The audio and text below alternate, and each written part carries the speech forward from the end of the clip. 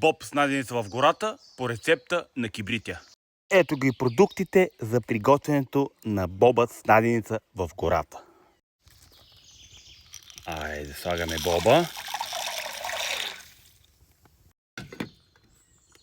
След като бобът заври, сменям водата и чакам час и половина да се приготви.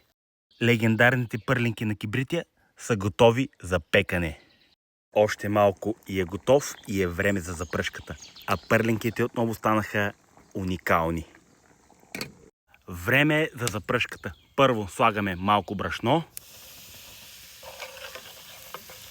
червен пипер, боб с наденица в гората. Не очаквах да стане толкова добре.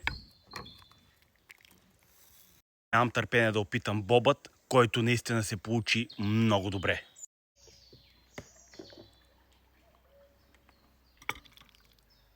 Айде 2 черпака за мен.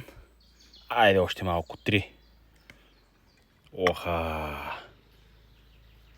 Мигът на истината. Да опитам какво съм направил. Уникален. 10 от 10. Всеки в коментарите да напише какво да приготвя следващия път в гората. Бъдете живи и здрави от Кибритя и ай чао!